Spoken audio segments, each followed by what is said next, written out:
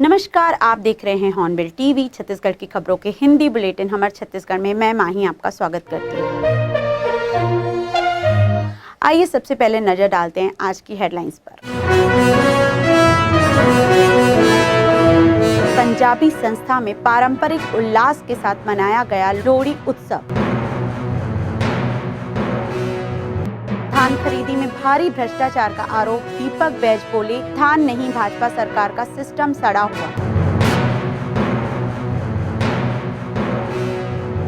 नवापारा राजिम लूट कांड के बाद सराफा दुकानों की सुरक्षा सख्त, चेहरे ढककर प्रवेश पर छत्तीसगढ़ में रोक का फैसला।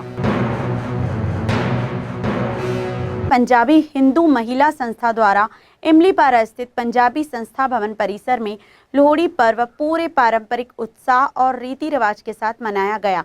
संस्था अध्यक्ष अशोक ऋषि एवं पंजाबी हिंदू महिला संस्था की अध्यक्ष योगिता दुआ की अगुवाई में लोहड़ी की पवित्र अग्नि प्रज्वलित की गई। कार्यक्रम में नगर विधायक एवं पूर्व मंत्री अमर अग्रवाल विशेष रूप से उपस्थित रहे। उन्होंने पंजाबी समाज को लोहड़ी की शुभकामनाएं देते हुए इसे सामाजिक एकता और सांस्कृतिक परंपराओं का पर्व बताया। उत्सव के दौरान उपस्थित लोगों ने पवित्र अग्नि की परिक्रमा कर तिल, गुड़, मूंगफली, रेवड़ी एवं मक्के के दाने अर्पित किए तथा एक दूसरे को गले लगाकर लोहड़ी की बधाइयां दी।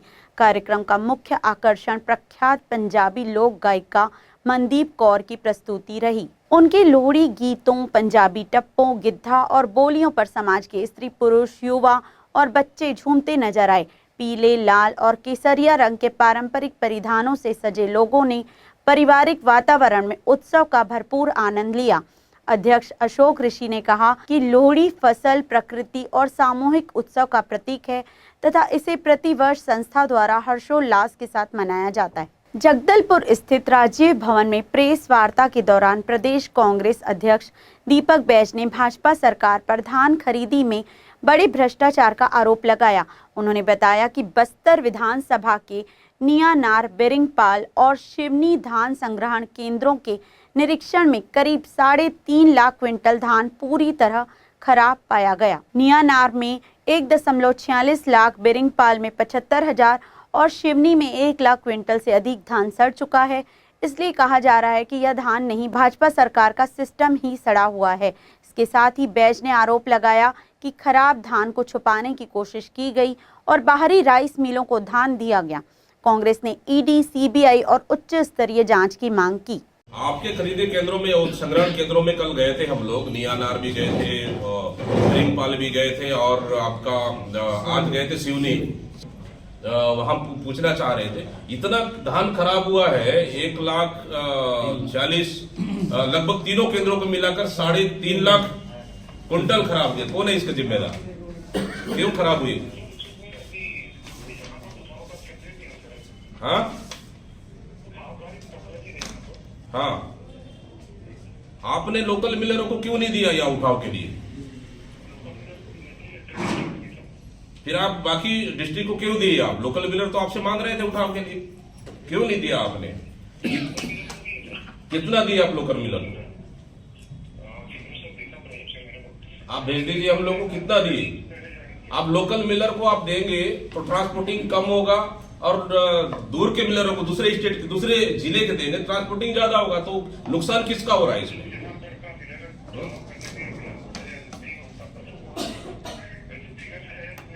धान आप जाके देखे, धान केंद्र को सड़ा है कि नहीं सड़ा है धान?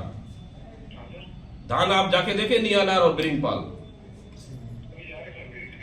अभी तक नहीं गए आप? क्या देखे उसमें? धान अच्छा था, खराब था? नहीं, उठाव की बात नहीं कर रहा हूं, तो उठाव चल रहा है, दिन रात आप उठा रहे हैं। अभी मामला बाहर आ गया, मीडिया कवर कर रही, हम लोग कवर कर रहे हैं, तो आप 24 घंटे में पूरी ताकत लगा के उठा रहे हैं ताकि वहां नामो निशान मत रहे, है नहीं? लेकिन आप क्या देखे, धान खराब था या नहीं था? थोड़ी बहुत कितना? 10-20 कुंटल, 50 कुंटल? आप नहीं कर पाएंगे। तो जो खराब धान को आप उठा रहे हैं, मिलरों को दे रहे हैं, वो धान क्या करेंगे? मिलर मिलिंग करके क्या करेंगे उस चावल को? सही धान लेके जा रहे हैं। हम लोग तो जो प्रोग्राम आपके यहाँ पैक हुआ है तो खराब धान दिख रहा है पूरा। हम बोलो तो वीडियो भेज देंगे आपको। आप चलेंगे मेरे साथ? आप मेरे साथ चलेंगे? नहीं, आप मेरे साथ चलेंगे, चलिए नियानार में लेके चलता हूँ और वहाँ पे आपका बिरंगपाल लेके चलता हूँ, दोनों तो पास है, बस्तर वाला तो दूर है। आप चलेंगे मेरे साथ? मैं भी आ जाऊं? मैं भी आ जाऊं? पूरा मीडिया लेके आ रहा हूं। हाँ, तो मैं भी आ जाऊंगा, नहीं जाऊँ? आया नहीं बता दीजिए। हम लोग जाके, आप वहां बोलेंगे तो आ जाएंगे, नहीं बोलेंगे तो नहीं आएंगे। हम लोग पूरा मीडिया लेके आ रहा हूँ। फिर बताओ क्या करना चाहिए? आप दिखा दो मुझे जो बोरा में पैक किए है, उस बोरा में एक भी दान सही है तो। क्या बोल रहे हैं आप? आना चाहिए नहीं आना चाहिए? हमको आना चाहिए नहीं आना चाहिए? आना चाहिए।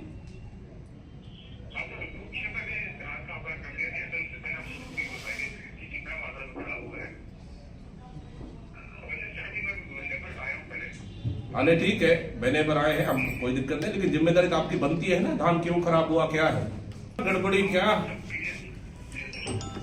ठीक नहीं है भाई? आप लोग इस तरह से जिम्मेदारी से आप ईमानदारी से जांच करोगे तो काला हीरा दर्शा दोगे आप, है नहीं? हाँ, या फिर बता दो, मैं आ जाता हूँ संग्रहण केंद्र में, आपको मीडिया के साथ दिखा देंगे भाई जो बोरा पैक किया उसमें अच्छा दाल है, खराब दाल है, बता दो। क्या 10 मिनट मुझे पहुंचने में लगेगा? कितना समय पहुंच रहे हैं आप बताइए? आज जा रहे हैं ना?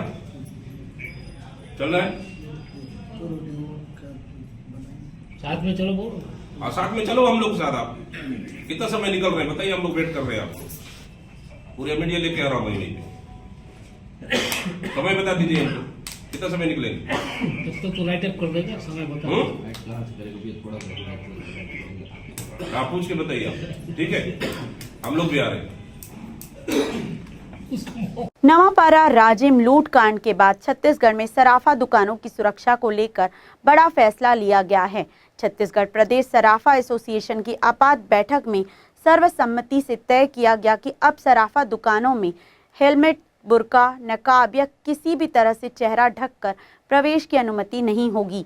इसका उद्देश्य सीसीटीवी कैमरों में स्पष्ट पहचान सुनिश्चित कर चोरी और लूट जैसी वारदातों पर रोक लगाना है। इस फैसले को मुस्लिम महिलाओं सहित समाज के विभिन्न वर्गों का समर्थन मिला है। व्यापारियों ने कहा कि यह कदम किसी समुदाय के खिलाफ नहीं बल्कि सुरक्षा के हित में है। ज्वेलरी शॉप में नकाब पर प्रतिबंध लग गया, क्या कुछ तो हमें किस लिए लिया गया फैसला? छत्तीसगढ़ सराफा एसोसिएशन छत्तीसगढ़ में निवासित सभी सराफा व्यवसाय के हितों में सुरक्षा की दृष्टि को ध्यान में रखते हुए समय समय पर वर्कशॉप, अलग अलग मापदंड, सुरक्षा के नियम और उपाय तय करता है एवं जानकारी और जागरूकता भी चलाता है। इस तारतम्य में देखा गया है कि पिछले कई दिनों से अमूमन आप बोल सकते हो कि जितनी भी चोरी और डकैती की घटना होती है, हर दूसरी घटना में सराफा व्यवसाय पीड़ित होता है। लगातार नकाबपोशों द्वारा दुकान में प्रवेश, गोलीकांड, एक आध तो मुकदमा मर्डर भी हुआ है। तो ऐसी जो व्यवस्था रहती है, तो इसके संबंध में हमने सर्वसम्मति से निर्णय लिया कि किसी भी तरीके से जो जान पहचान छुपा के, चेहरा ढक कर, चाहे वो कपड़े से हो, चाहे हेलमेट से हो, चाहे मास्क हो, चाहे बुर्का हो, चाहे नकाब हो, किसी भी तरीके से चेहरा छुपा के जो पहचान छुपा के आएगा उसका प्रवेश निषेध किया गया है। क्या कुछ कहना चाहेंगे? लोगों से भी भ्रांतियां हैं, मुसलमानों को लग रहा है कि क्या उन्हें लेकर ये आदेश जारी किए? नहीं, इसमें किसी भी तरीके का आप राजनीतिक या धार्मिक एंगल से मत देखिए। सराफा, सोना और चांदी जिस तरीके से गति से रेट ऊपर बढ़ रहे हैं, बहुत ही सेंसिटिव मटेरियल है। हम अपनी सुरक्षा के भय में रहते हैं। हम ये बिल्कुल नहीं चाहते कि कोई अनजान व्यक्ति किसी घटना को अंजाम देने के लिए किसी गलत मकसद से दुकान में आए। बस उसी के लिए रोकथाम है। और सराफा व्यवसाय की एक प्रतिबद्धता भी है कि जान पहचान के आईडी लेके ही बिलिंग करना और लेन देन करना है। तो उसी कड़ी से जोड़ के देखिए कि बिना जान पहचान के हम इतनी कीमती दुकानें लेके बैठे हैं, तो सुरक्षा का भय है। इसमें आप लोग का, उपभोक्ता को भी भरपूर सहयोग चाहिए। 99% उपभोक्ता इसका समर्थन कर रहे हैं। और जो गलत मानसिकता से दुकान में प्रवेश करता है, कोई घटना को अंजाम देने करता है, उसी के लिए रोकथाम के लिए विषय उठाया गया। छत्तीसगढ़ के कवर्धा जिले में एमएसपी पर खरीदे गए करीब 26,000 क्विंटल धान का शॉर्टेज सामने आया है, जिसकी कीमत लगभग 7 करोड़ रुपए आंकी गई है। अधिकारियों का दावा है कि धान चूहे, दीमक और कीड़ों से नष्ट हुआ, लेकिन अब कोटा विकास खंड में कस्टम मिलिंग व्यवस्था में गंभीर गड़बड़ी उजागर हुई है। प्रशासन ने Hari Kishan foods rice mill को सील कर 7 करोड़ 47 लाख रुपए मूल्य का 24,109.20 क्विंटल धान जब्त किया। जांच में 2,890.80 क्विंटल धान का कोई रिकॉर्ड नहीं मिलाने से पूरे उपलब्ध स्टॉक को जब्त कर राइस मिल को तत्काल प्रभाव से सील कर दिया गया। बिलासपुर जिले पे अभी धान खरीदी चल रहा है, तो इसमें रिसाइकल की जो गुंजाइश है, चाहे वो समिति स्तर पे हो या राइस मिलर्स स्तर पे, तो उसको रोकने के लिए कलेक्टर सर के निर्देश पे खाद्य विभाग, सहकारिता विभाग, राजस्व विभाग सभी की ज्वाइंट टीम के द्वारा संयुक्त रूप से प्रयास किया जा रहा है। इसी क्रम में कल कोटा के राइस मिल का संयुक्त टीम के द्वारा जांच किया गया, जिसमें 2890 क्विंटल लगभग वहाँ कम पाया गया था। तो उसमें कंट्रोल ऑर्डर के तहत में चूँकि कम पाए जाने पर पूरे उनके धान की जब्ती की जाती है, तो उसी क्रम में ये जब्ती की कार्रवाई की गई है और जिला प्रशासन के द्वारा अभी सतत बचे हुए दिनों पे रिसाइकल की गुंजाइश को रोकने के लिए लगातार कार्रवाई जारी रहेगी। लगभग कितने का धान जब्त किए हैं और किस प्रकार से आगे कार्रवाई? हाँ, ये लगभग 7 करोड़ रुपए से अधिक के धान की जब्ती की गई है और आगे ये कलेक्टर न्यायालय में वो विचाराधीन रहेगा। इसके अलावा भी आने वाले दिनों पे सतत कार्रवाई चलते रहेगी। सभी हमारे यहाँ के 181 राइस मिलर्स हैं, उनके मिलों की अभी लगातार जांच चल रही है और जहां भी कमी पाएगी जाएगी नियमानुसार कार्रवाई। बिलासपुर स्थित गुरु घासीदास केंद्रीय विश्वविद्यालय के एक छात्र द्वारा आत्मदाह के प्रयास की सनसनीखेज घटना सामने आई है। विश्वविद्यालय के लॉ विभाग में BA LLB चतुर्थ सेमेस्टर के छात्र आयुष यादव ने 15 जनवरी की सुबह अज्ञात कारणों से खुद को आग लगा ली। गंभीर रूप से झुलसे छात्र को तत्काल अस्पताल में भर्ती कराया गया, जहां उसका इलाज जारी है। प्रारंभिक जानकारी के अनुसार यह घटना विश्वविद्यालय परिसर के बाहर हुई है। मामले की गंभीरता को देखते हुए पुलिस ने छात्र का मोबाइल जब्त कर कॉल रिकॉर्ड और संदेशों की जांच शुरू कर दी है। परिजनों और सहपाठियों से भी पूछताछ की जा रही है। पुलिस सभी पहलुओं की जांच कर रही है।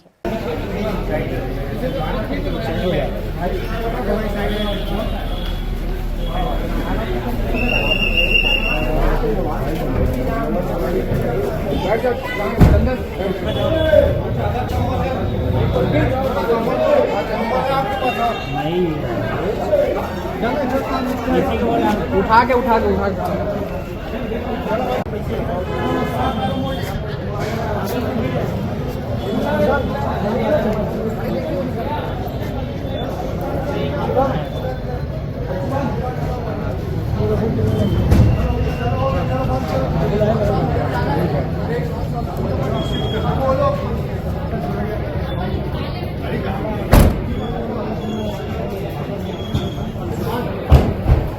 बिलासपुर जिले के कोनी में स्थित सेंट्रल यूनिवर्सिटी गुरु घासीदास में पढ़ने वाले एक छात्र ने 15 जनवरी की सुबह अपने आप को आग के हवाले कर दिया। जानकारी मिल रही है कि आग जो अपने आप को आग के हवाले किया उसका नाम आयुष यादव बताया जा रहा है, जो यूपी का रहने वाला है। जानकारी मिल रही है कि आयुष यादव लॉ विभाग में BA LLB के 4थे वर्ष का छात्र था, जिसने 15 जनवरी की सुबह अपने आप को आग के हवाले कर लिया, जिसके बाद आयुष यादव को आनन फानन में बिलासपुर जिले के सिम्स हॉस्पिटल में भर्ती किया जाता है, जहां उसकी गंभीर स्थिति को देखते हुए डॉक्टरों ने उसे अपोलो हॉस्पिटल रेफर कर दिया, जहां पे उसका इलाज जारी है। आपको बता दें कि यूपी में रहने वाला आयुष यादव अज्ञात कारणों से अपने आप को आग के हवाले कर देता है। आपको बता दें कि सेंट्रल यूनिवर्सिटी से लगातार इस तरह की घटना निकल के सामने आ रही। कभी यहाँ पे पढ़ने वाले छात्र को चाकू लेके दौड़ाया जाता है, तो कभी एक छात्र की पानी में, तालाब के पानी में तैरते हुए संदिग्ध लाश मिलती है। वहीं पे एक बड़ा मामला निकल के सामने आया है,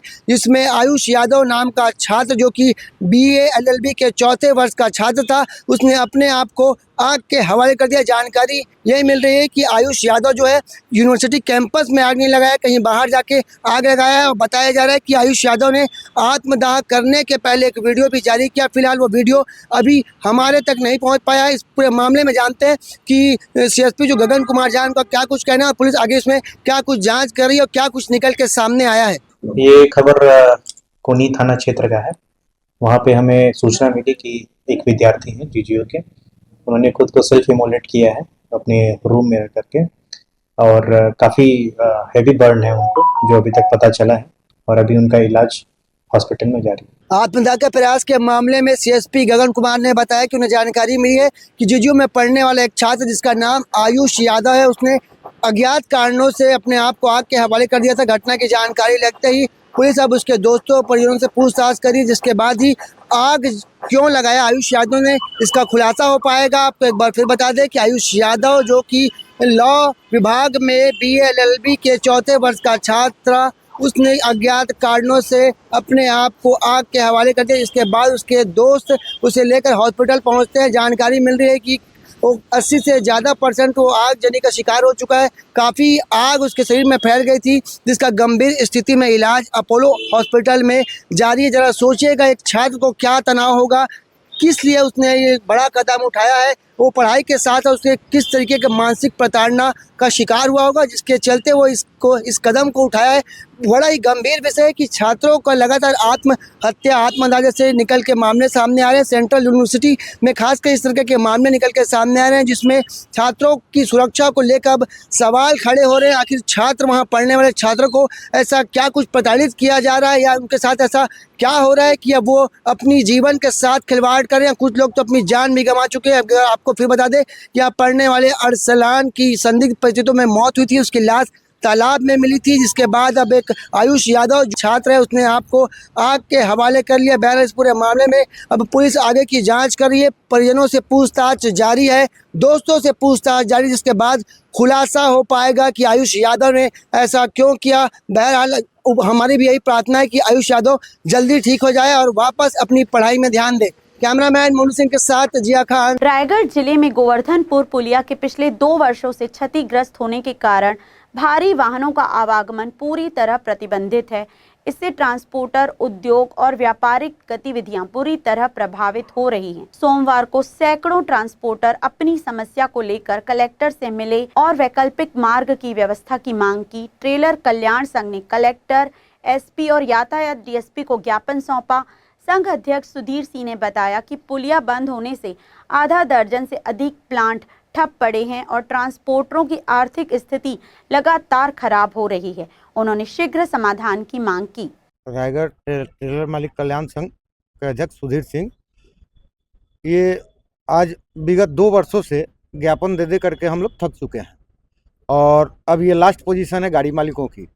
काहे कि यहाँ पर इंडेग्रो, MSP स्टील और शाकंभरी, शिवशक्ति, मां मंगला, ये 5 प्लांट है। 5 प्लांटों का हम लोग काम करते हैं। हम अपनी गाड़ियां चला करके अपने परिवार का भरण पोषण करते हैं।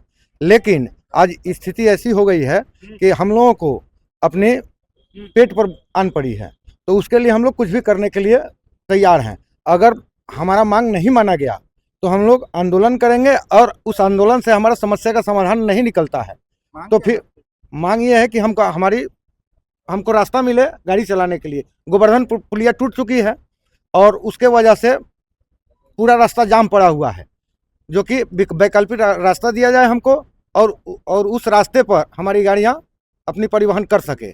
अगर नहीं होती है तो हम लोग आत्मदाह भी करेंगे, पूरे परिवार को लेकर के रोड पर बैठेंगे। अगर नहीं मानते तो आत्मदाह करने के लिए हम लोग सब गाड़ी मालिक तैयार बैठे हुए हैं। इससे पहले कलेक्टर से मिले थे, क्या कुछ आश्वासन मिला? आश्वासन पर आश्वासन, आश्वासन पर आश्वासन यही मिलता आ रहा है अभी 2 वर्षों से। कलेक्टर जी से भी मिले, OP चौधरी जी से भी मिले, SP साहब से भी मिले हैं और DSP साहब से भी मिले हैं, लेकिन सिर्फ आश्वासन पर आश्वासन ही मिल रहा है हम लोगों को। लगातार ज्ञापन सौंपा गया, ये अंतिम ज्ञापन रहेगा कि क्या रहेगा? ये अंतिम ज्ञापन रहेगा सर। परिचय दे दीजिए। रायगढ़ ट्रेलर मालिक कल्याण संघ, सुधीर सिंह, अध्यक्ष। प्रदेश की न्यायधानी बिलासपुर में बढ़ती चाकूबाजी की घटनाओं पर रोक लगाने के लिए पुलिस ने सख्त कदम उठाए हैं। SSP रजनीश सिंह के निर्देश पर जिले भर में सतत पेट्रोलिंग और संदिग्धों की निगरानी की जा रही है। इसी कड़ी में ऑनलाइन शॉपिंग मॉल और गोदामों में औचक चेकिंग अभियान चलाया गया। सिविल लाइन थाना क्षेत्र के विनोबा कॉलोनी स्थित ब्लिंकिट ऑनलाइन शॉपिंग मॉल सहित विभिन्न स्थानों से 1 दर्जन से अधिक चाकू बरामद किए गए हैं। एडिशनल SP पंकज पटेल ने बताया कि चाकू मंगाने वालों की पहचान कर पूछताछ की जाएगी। जी सर, कार्रवाई की ऑनलाइन चाकू मंगाया गया था, उनके खिलाफ जहां गोदाम वहां पे कार्रवाई। ऑनलाइन शॉपिंग साइट्स जहाँ जो चाकू वगैरह कई बार डिलीवर करते हैं, उनके गोदामों में आज हमारी पुलिस की अलग अलग टीमों के द्वारा चेक किया गया है और लगभग 10-12 चाकू जब्त किए गए हैं। उनको साथ ही में एसपी सर के द्वारा बुला के इनके सभी के मैनेजरों को हिदायत दी गई है कि इस तरह के खतरनाक चीज़ों की डिलीवरी बिल्कुल भी ना करें और इससे संबंधित जो भी डेटा है उसको पुलिस के साथ शेयर करें ताकि इससे होने वाले अपराधों को रोका जा सके। सर कीर्तन चाकू को क्या कुछ अपील करना चाहेंगे बिलासपुर पुलिस को कि चाकूबाजी की लगातार घटना सामने है? बिल्कुल लगभग 10 से 12 चाकू जब्त की गई है और हम लोगों से अपील करेंगे कि आपके भी नॉलेज में अगर ऐसी कोई चीज़ें हों कि कोई चाकू लेके घूम रहा है या अपराध करने की नीयत से कोई चाकू मंगवा के अपने पास रखा है, इसकी जानकारी हो तो हमें उसकी जानकारी शेयर करिए, हम उसके अगेंस्ट में कार्रवाई करेंगे। तो जो चाकू मंगाया उनसे पूछताछ की जाएगी? बिल्कुल, जो हमको डेटा भी वहाँ से मिलेगा उसमें अगर जो भी चाकू मंगाने वाले हैं उनसे पूछताछ की जाएगी, जाँच किया जाएगा कि उन्होंने किस उद्देश्य से चाकू मंगाया है। कोरबा जिले में उस वक्त अफरा तफरी मच गई जब एक दंतेल हाथी धान उपार्जन केंद्र में घुस आया। यह घटना कुदमुरा इलाके के चचिया धान उपार्जन केंद्र की है, जहां हाथी ने बड़ी मात्रा में रखे धान को नुकसान पहुंचाया। बताया जा रहा है कि हाथी 2 बोरी धान अपने साथ ले गया। अचानक हुए इस घटनाक्रम से वहां मौजूद कर्मचारियों में दहशत फैल गई और सभी ने भागकर अपनी जान बचाई। गनीमत रही कि घटना से कोई जनहानि नहीं हुई। सूचना मिलते ही वन विभाग और प्रशासन को अवगत कराया गया है। आज के बुलेटिन में बस इतना ही। मुझे दीजिए इजाजत। देखते रहिए हॉर्नबिल टीवी।